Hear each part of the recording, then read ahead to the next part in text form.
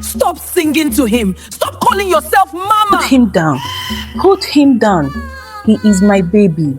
Mine. Why won't he look at me? Why won't he stop crying?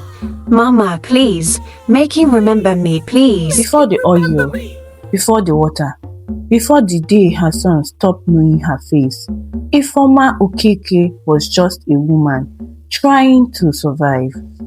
She was 26 years, a banker in Victoria Island, married to Chidi for 3 years. When baby Chinedu was born, Ifeoma cried, not from joy alone, but from fear. How would she manage work and motherhood? Lagos rent didn't pay itself. Medicine and formulas won't appear from prayer. Her maternity leave was 3 months. After that, she had to return or lose her job. Who will watch the baby? She asked Chidi every night. My sister. He always answered, Adaku loves children. She will help us. Adaku was Chidi's older sister, 42 years old, unmarried, no children of her own. She lived alone in a small flat in Surulere, 20 minutes from their house. She had always been kind to Ifeoma, always smiling, always asking about the pregnancy, always saying, I can't wait to hold my nephew. When Chinedu was born, Adaku visited every day. She brought gifts, baby clothes, diapers and toys. She held him for hours, rocking him, singing to him, staring into his eyes. He looks just like our father, she would say. Just like Chidi when he was small. Ifeoma thought it was sweet. She didn't know it was possession. 3 months passed. Ifeoma maternity leave ended. The night before her first day back at work, she couldn't sleep. Chinedu lay in his crib beside her bed, breathing softly. She watched him memorizing his face, his tiny fingers, his soft hair. I don't want to leave him, she whispered to Chidi. You have to. We need the money. But what if he forgets me? What if he cries all day? What if? Adaku will take care of him. She raised me when our mother was sick. She knows what to do. Ifeoma wanted to believe him. She had to believe him. The first day was agony. Ifeoma sat at her desk, staring at her phone, checking the time every 5 minutes. At 10 a.m., she called Adaku. How is he? He's perfect, sleeping peacefully. Don't worry. At 12 p.m., she called again. Is he eating? Yes, he finished the whole bottle. He's such a good boy. At 3 p.m., another call. Adaku, I'm sorry for calling so much. Ifeoma, stop worrying. You are his mother, but I'm his auntie. I love him too. He is safe. Ifeoma got home at 6 p.m.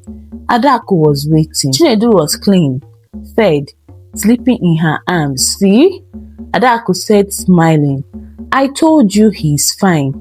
Ifeoma took him gently. He stared, opened his eyes, looked at her, and smiled. Relief flooded her. Thank you. She told Adaku. Thank you so much. It's nothing. We are family. This is what family do. Weeks became months. Every morning, Ifeoma dropped Chinedu at Adaku's flat. Every evening, she picked him up. He was always clean, always fed, always happy. Adaku never asked for money, never complained, never seemed tired. Are you sure I shouldn't pay you? Anything, something, Ifeoma asked. Pay me for loving my nephew? Don't insult me. Ifeoma, family doesn't charge family. Ifeoma felt guilty, but grateful. Childcare in Lagos was expensive. Adaku was saving them hundreds of thousands of naira. And Chinedu seemed to love her. He would laugh when Adaku sang to him. He would reach for her when she entered the room. He was bonding with his auntie. That's normal, Ifeoma told herself. That's good. But somewhere deep in her chest, something whispered wrong. The first sign came when Chinedu was 6 months old. Ifeoma came home early one Friday. Her boss had let everyone leave at 4 p.m. She went straight to Adaku's flat, used the spare key Adaku had given her. She opened the door quietly, not wanting to wake the baby if he was sleeping. She heard singing. Adaku's voice, low, coming from the bedroom. Ifeoma walked quietly towards the sound. The bedroom door was open. Adaku sat in a chair, rocking Chinedu, singing, but the words made Ifeoma freeze. Mama is here. My baby. Mama loves you. Mama will never leave you. Mama, mama. Not her, me. I'm your mama. You will forget her soon. You will only want me. Only need me. Only love me. Mama, mama. Ifeoma's heart stopped.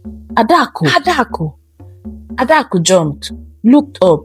For 1 second, just for 1 second, her face changed. The smile dropped. Her eyes went cold. Then the smile returned, bright, warm. Ifeoma, you are early. What were you singing? Just a lullaby. Why?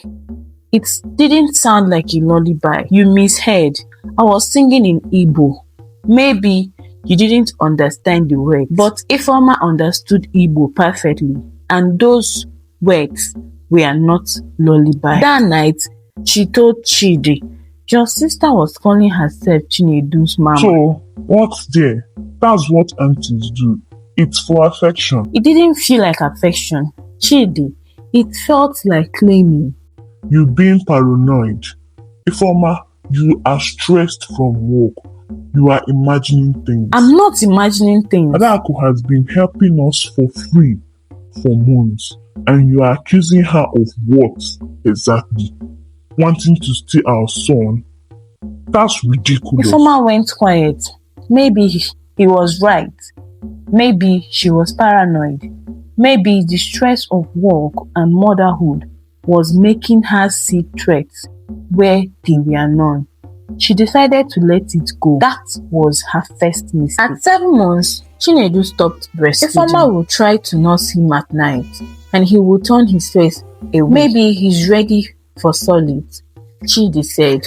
But I wanted to breastfeed him longer. The doctor said at least a year. Babies wean themselves sometimes. It's normal, but it didn't feel normal. Chinedu would reject her breast, then cry until she gave him a bottle. And the bottles, the formula they were using, Adaku had recommended it. This brand is the best, she said. I will buy it for you. Don't worry about the cost. The farmer had accepted, grateful for the help. Now she wondered, what if there was something in the formula? Something that made him reject her milk. She felt crazy for thinking it, but the thought wouldn't leave. At 8 months, Chinedu started crying when Ifeoma held him. Not every time, but often enough to hurt. She would reach for him and he would pull away. She would lift him and he would scream. But when Adaku held him, he was calm, happy and smiling. He's just going through a phase, Adaku said. Babies do this. They prefer different people at different times. But I'm his mother and I'm with him all day. Ifeoma, he's used to me. That's all. When you are home more often, he will warm up to you again. The words were reasonable, but the smile wasn't. At 9 months, Ifeoma came back home and heard it again. The singing. She didn't announce herself this time. She crept to the bedroom window, looked through. Adaku was rubbing oil on Chinedu's skin, starting from the head down, his arms, his leg, his feet, massaging it in slowly and carefully and singing. Forget her face, forget her voice, forget her smell. You are mine now. Mama's boy, Mama's son, not hers. Mine, mine, mine. Ifeoma's hand shook. She opened the door, burst in. What are you putting on my son? Adaku didn't jump this time. She just smiled. Baby oil. What kind of oil? Just coconut oil. Ifeoma, relax. It's good for his skin. Let me see the bottle. Adaku handed it over. It looked normal. Coconut oil. Popular brand. But when Ifeoma opened it, the smell was wrong. Not coconut. Something else. Something herbal. This isn't coconut oil. Yes, it is. You are being paranoid again. I'm taking my son home right now. Of course, but Ifeoma, you really need to calm down. Your stress is affecting how you see things. Maybe you should see someone, a therapist. Maybe. Ifeoma grabbed Chinedu. He screamed, pulled away from her, reached for Adaku, crying, Mama, Mama. Ifeoma's word chattered.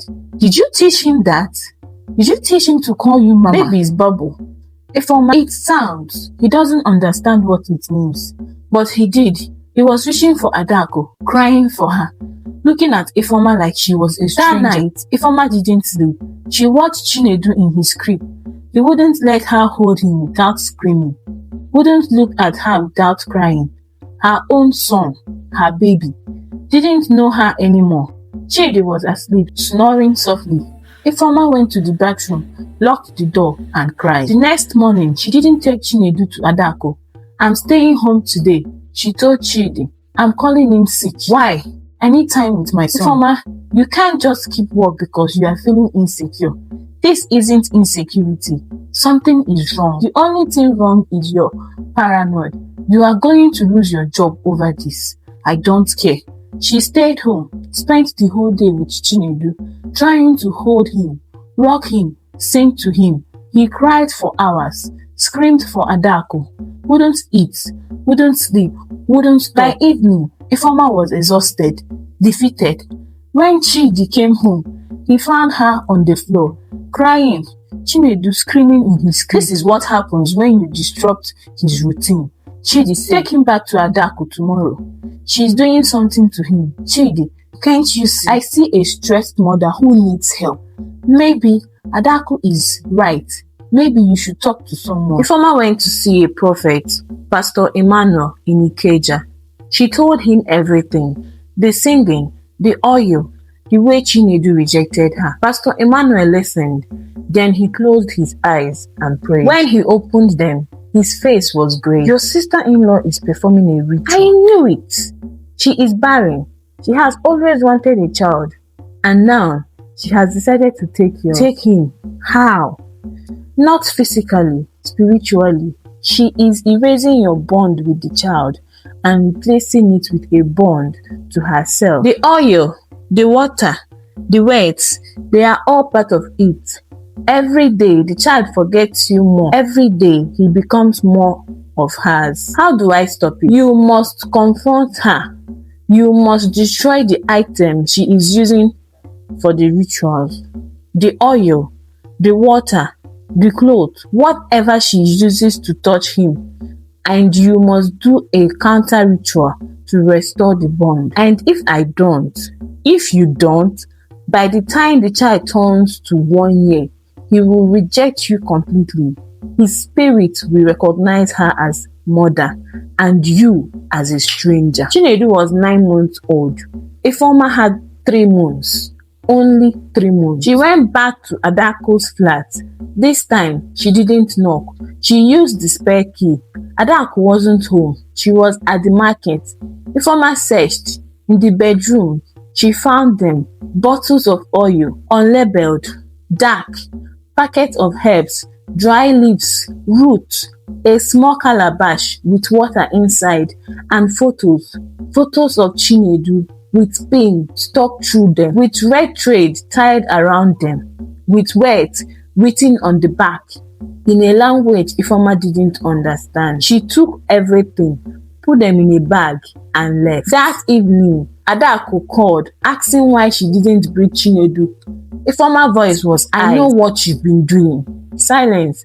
I found the oil, the herbs, the photos. Stay away from my son. Stay away from my family.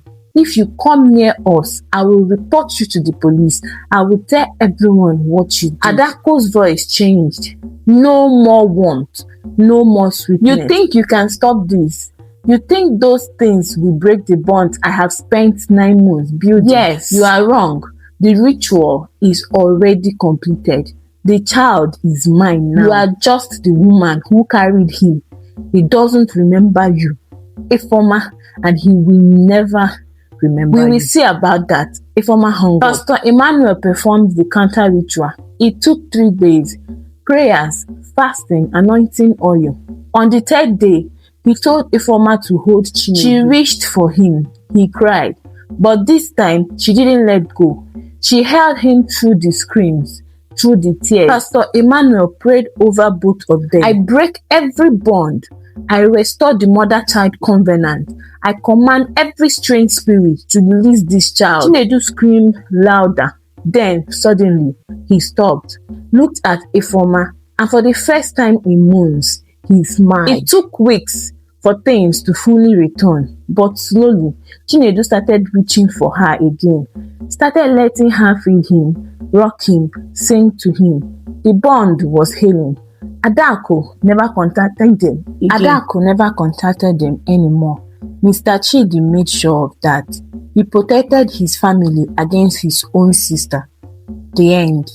Don't forget to hit the subscribe button if you have followed us to this extent, because the next story coming, you really don't want to miss it. Like, comment, tell me your thoughts. What would you do if you were in Ifeoma's shoe? And also, don't forget to tell us where you are watching us from. Stay safe and see you in my next story.